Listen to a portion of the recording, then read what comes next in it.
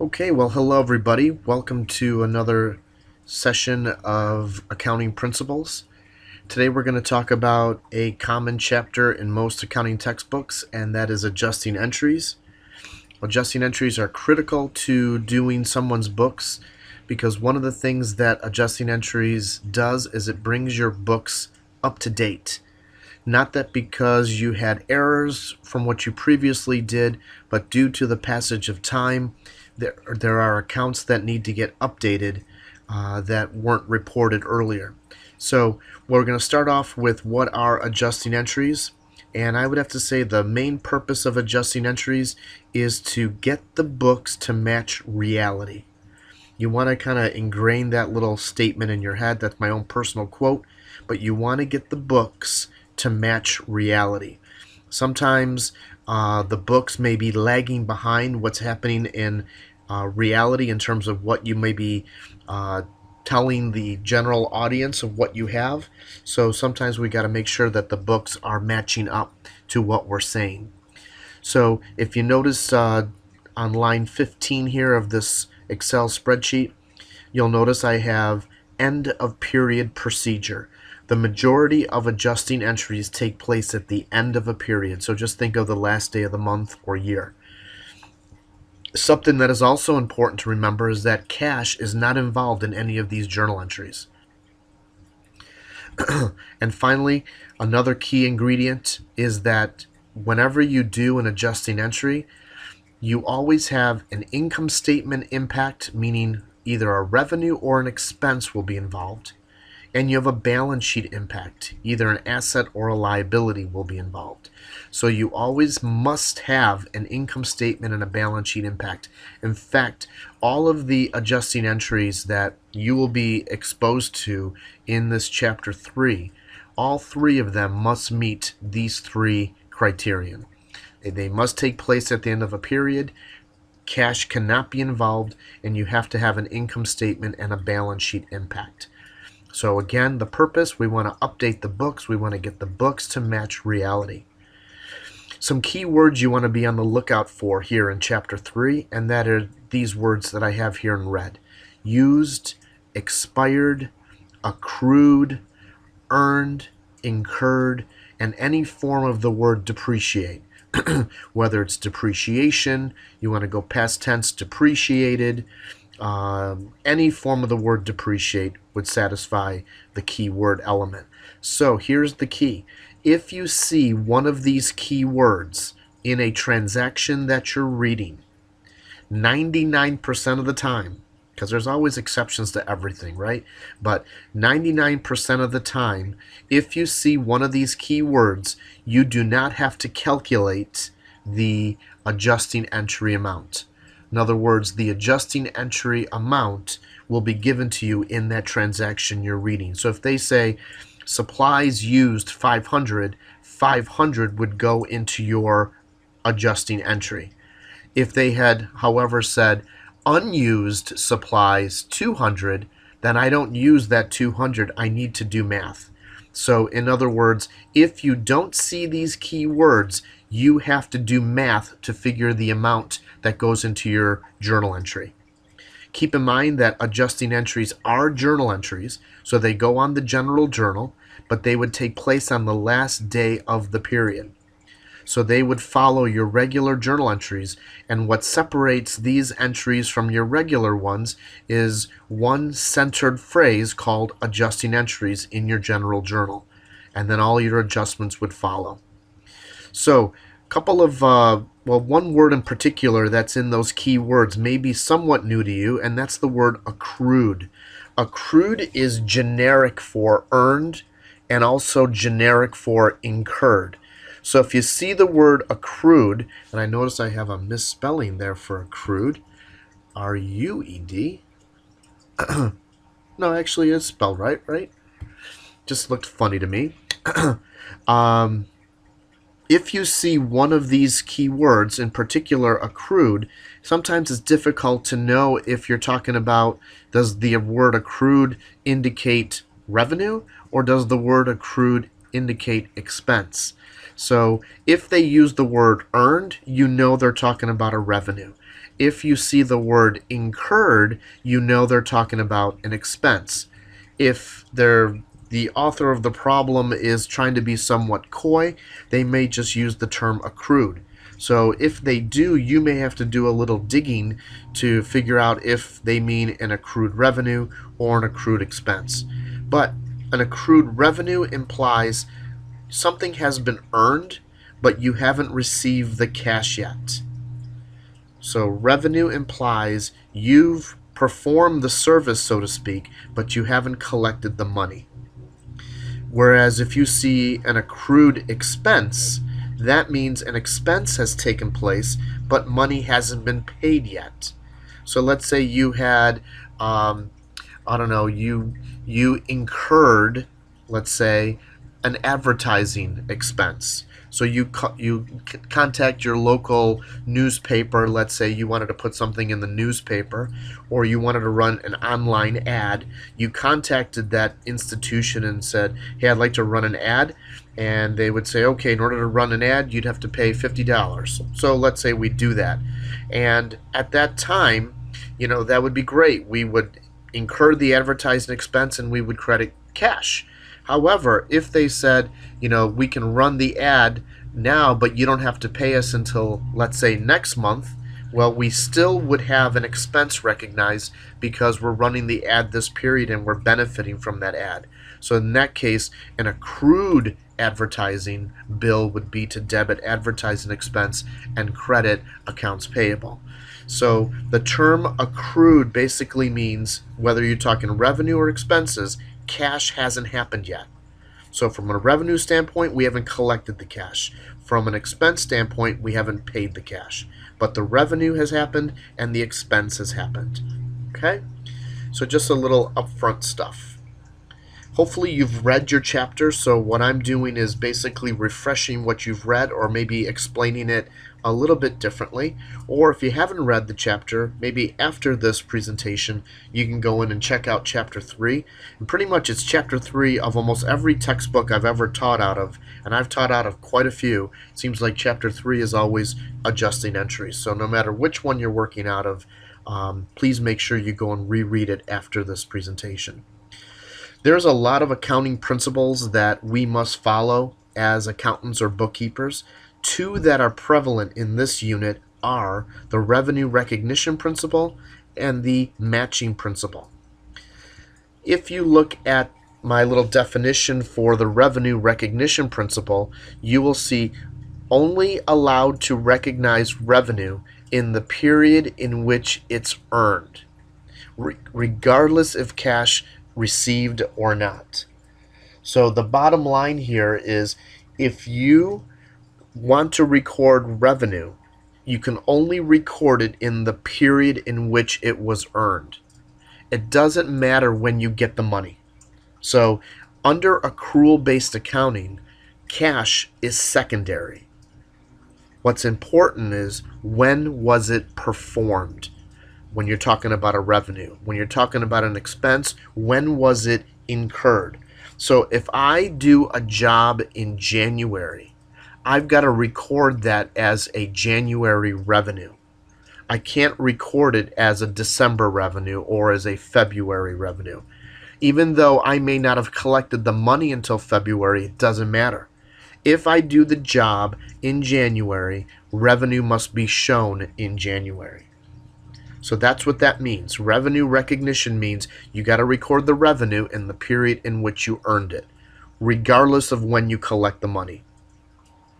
If this was cash basis, different story, but we're under accrual-based accounting. The matching principle, or the expense recognition principle, basically is the same rule but applies to expenses. You're only allowed to record expenses in the period in which they were incurred, regardless if I paid for it yet or not. So if I have rent for the month of June, but I don't pay for it until July, it doesn't matter about July, it matters about June. June is the month I have to record the rent expense. So whether I prepay or pay later, it's irrelevant. It's when it was incurred. So that's really, really key. So important to recognize these are the two major principles that are being impacted when we learn about adjusting entries. There are actually 5 different types of adjusting entries. One type of adjusting entries involves prepaids. So you may remember from chapter 1 and chapter 2 when we were first learning how to do transactions and journal entries that you may have prepaid for 12 months worth of insurance or rent. And if that transaction took place, you would debit prepaid insurance and credit cash. What we're doing in adjusting entries is we're seeing the follow-up to that journal entry. We're checking out, what about part 2 or part 3? What about the second half of that transaction? So what we saw in those first couple of chapters was basically phase 1. Now we're looking at phase 2 and beyond. So that prepaid insurance that we first recorded, we had debited prepaid insurance and credited cash. The adjustment now shows how much of that prepaid amount is decreasing. So if we bought 12 months worth of insurance, every month that goes by, we have less and less coverage. We want to make sure our books match reality. We'll do an example of that shortly. But you'll notice I have like a line in front, an underline in front of the word expense and an underline after the word prepaid. So if we were dealing with insurance, substitute the word insurance wherever you see that underline. So the adjustment would be debit insurance expense, credit prepaid insurance. If I was adjusting for rent, I would debit rent expense and credit prepaid rent. If I was adjusting for goobers, debit goober expense and credit prepaid goobers. So no matter whatever the topic is, you're going to use that same word in front of expense, and you're going to use the same word after the word prepaid. It's a great way to remember whenever you're dealing with adjusting for prepaids. Another type of adjustment is dealing with the category unearned revenues. Remember, unearned revenue is a liability. Okay, so when you first incur a liability, you have to credit that account because it's part of liquor. If you remember from my first few chats, liquor accounts, liabilities, capital, and revenue. So those accounts go up by a credit. So when you first involve that account, it has to be a credit. But let's say, let's just remind you of how an unearned revenue takes place. If you recall, if somebody prepays you in advance of a job. So just think about that for a second. So let's say we received $3,000 to paint 3 walls. Just picture that for a moment. So let me draw 3 walls. Okay? So here are the 3 walls that somebody is going to pay us $3,000 in advance to pay for them. So this is a transaction you did in chapters 1 and 2. We would have debited cash for $3,000 and we would have credited unearned revenue for $3,000. So this is a journal entry you already know how to do from the first couple of chapters and maybe some of the sessions we've done here online. Now, what happens if, let me just go back 1 second. Remember, unearned revenue means we owe them a job. We owe them a service. So this is a liability that does not end in payable, because if it ended in payable, it would mean we owed them money. But because it doesn't end in payable, it basically has this word unearned attached to it. We owe this customer a service. So they paid us $3,000 upfront to paint these 3 walls. So now what happens if we paint one of the walls? If we paint one of the walls, let me shade this here, would you agree we've done some of the work? So if we've done some of the work, I have to make sure that my books recognize it. Remember that revenue recognition principle? It says I got to record revenue in the period in which I did the job. So let's say this is the month of April and I did one of the walls. So what would happen is I would have to do this journal entry, this adjusting entry. I would debit unearned revenue for one of the walls, so $1,000 or a third, and now I would credit my revenue account, service revenue or whatever it's called, professional fees, and I would credit, whoops, I should have wrote revenue here, and I would credit my earned revenue account for 1,000. So in other words, what this is saying is that I painted one of the walls, you have the visual, so I'm showing my revenue being credited. But if I have painted one of the walls, do I still owe this customer 3 walls worth of painting? No, I've already painted one. So I need to show that I only have 2 walls worth of painting left.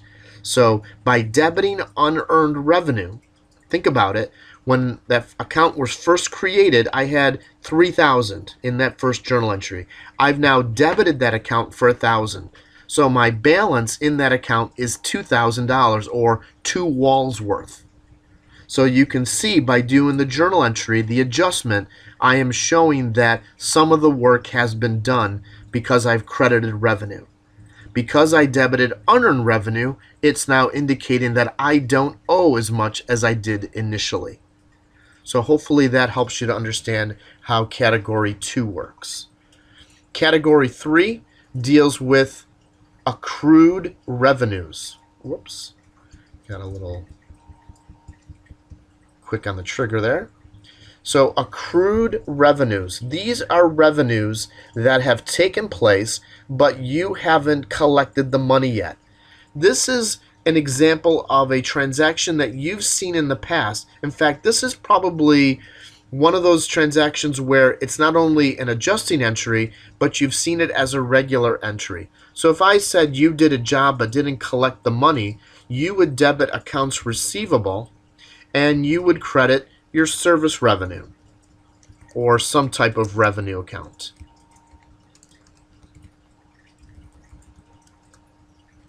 So just like a regular entry, this one also serves as an adjustment. Okay, let me give you another one. Let me move this over to here. What if you were a landlord and you were trying to collect rent from a tenant, and the month went by? Normally you collect the money in advance or the beginning of the month, but let's say this one tenant has not paid you yet. Okay, so we could actually have an account called rent receivable instead of using accounts receivable.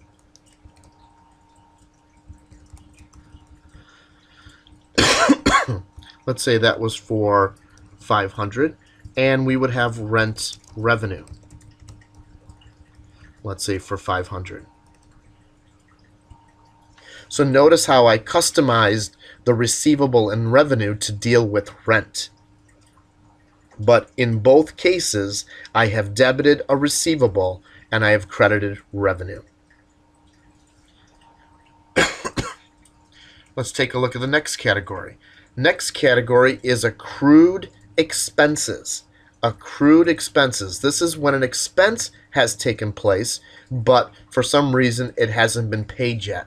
A classic example of this would be, let's say my employees have earned money from me, but I owe them the money. So debit wages expense and credit wages payable.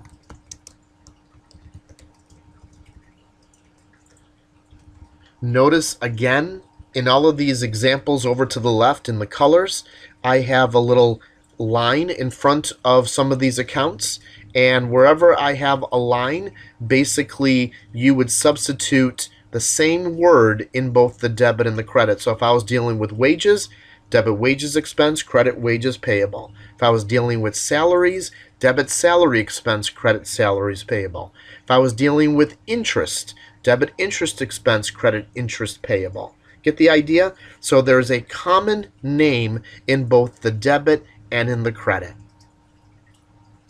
Let's move on to the fifth and final category of adjusting entries. The fifth category is depreciation accounts.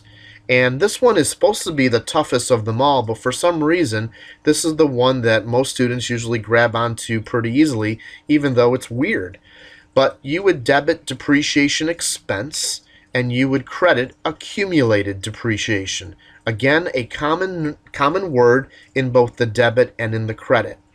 That accumulated depreciation is a weird account, you guys, because accumulated depreciation is our first exception to debit aid.